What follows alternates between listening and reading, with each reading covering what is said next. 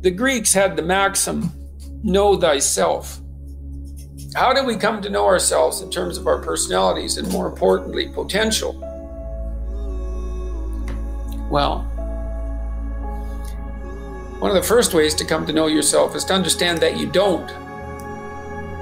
You know, you can learn to kind of watch yourself like you're watching a stranger, but you have to adopt a position. It's a position of radical humility, I would say. Humility in two senses. So one sense would be the humility of recognizing your ignorance. So you have to understand that you don't know who you are. And that's not easy to understand because you think you know. But then, you remember you can't control yourself very well. You're not very disciplined. You're full of flaws. Maybe you don't know yourself as well as you think.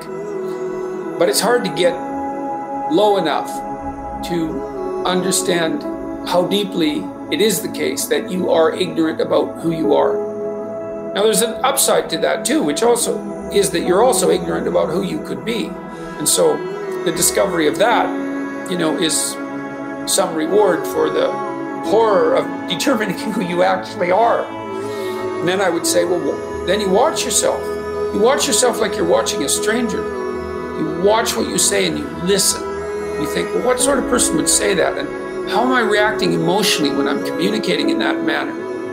Is that making me feel stronger, weaker? Is it filling me with shame? Is it helping my confidence? Am I laying out a lie? Am I deceiving myself and other people? Am I adopting this personality at parties that is designed to impress and to amuse and comes across as nothing but self-centered narcissism? What are my dark fantasies? What are my aggressive fantasies? What is it that I'm willing to do? What am I interested in so that I'll spontaneously pursue it? What do I procrastinate about and why? What am I unwilling to do? What do I think is good? What do I congratulate myself for accomplishing? And what do I berate myself for failing to confront and to implement? Those are all incredibly complicated questions, and you don't know the answers to them. So that's a start. And then in terms of potential, well, you'll discover a little bit more about your potential as you discover who you are, especially the darker parts of yourself, because then you discover your potential for mayhem. There's some real utility in that. It's actually something that strengthens you, because the first thing that a realization like that can in fact produce is the ambition to incorporate that dangerousness into a higher order personality. And that can make you implacable. That can make you someone who can say no when you need to say no. That can make you someone who won't avoid necessary conflict.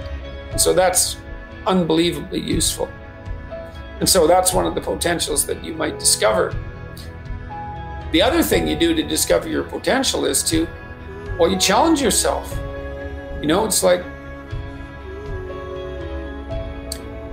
Rule 4 in my book, 12 Rules for Life, is compare yourself to who you were yesterday and not to who someone else is today. And that's kind of a good way to start this. It's like, take a bit of a look at yourself and think about what's not so good that you could improve, that you should improve by your own standards, and that you would improve, and set yourself a little goal. Maybe you're not studying at all at your university. Or maybe you're at work and you've got this stack of paper there, and you haven't looked at that damn stack for like a month, and you know that you should be. And you're bothering yourself at night because you're avoiding that. You think, I've avoided that stack of paper completely for 1 month. I'm quite a coward when it comes to whatever snakes might be hidden in that stack of paper. How about tomorrow I just put that stack of paper in front of me on my desk and I glance through it for 15 seconds. See if I can do that. It's like, you set yourself a goal of improvement. It's a humble goal, because really, are you such a coward that the best that you can bloody well manage after a month of avoidance is 15 seconds of exposure to a stack of paper?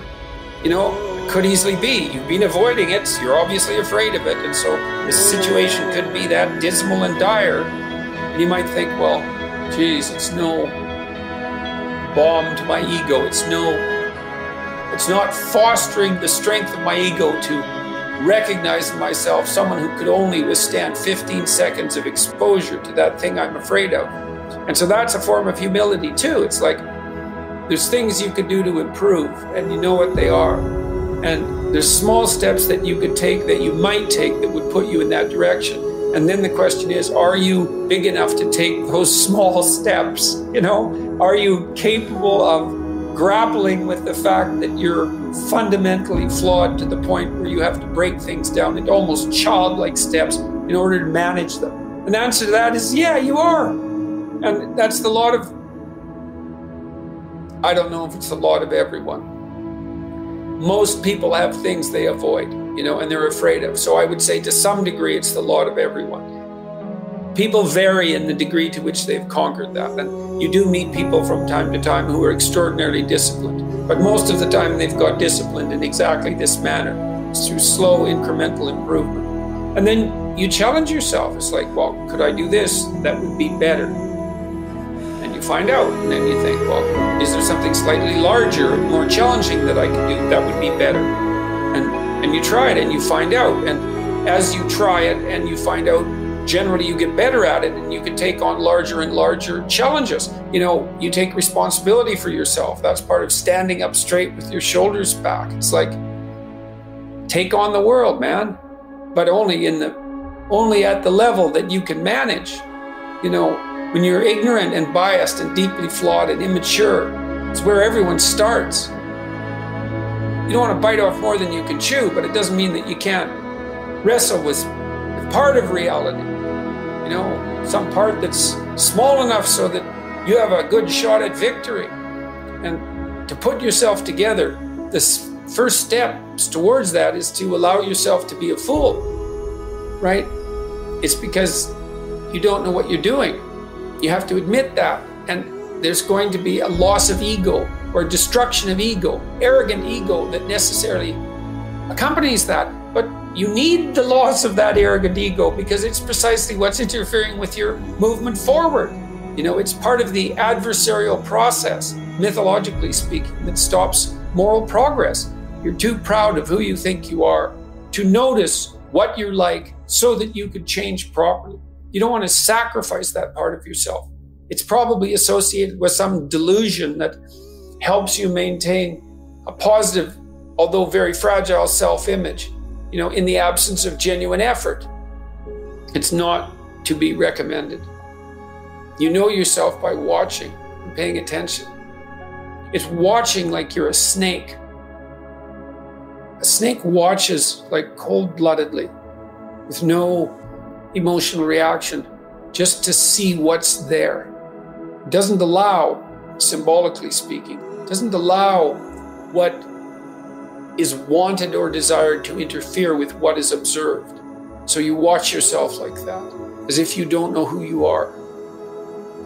Well, that's the beginning. And then you challenge yourself continually to see how far past yesterday you can push today and tomorrow, and to continually experiment with expanding the domains not only of your competence, but of your ability to increase that competence. And the upper limit to that is proportional to the moral effort that you put into it. The more that's guided by the highest of all possible visions, right? The alliance with the highest of all possible conceivable good.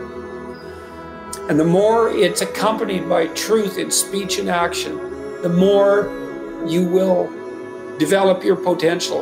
And you also, I suppose, have to be willing to undertake that as an adventure, because it's a hell of a thing to bear that kind of responsibility. It takes a person out of the ordinary. It takes them out of themselves. And there's an alienation and an isolation that goes along with that, and a great sorrow, all of that together. But there's deep meaning to be had in it, and there isn't anything better that you can do. So that's the answer to that question.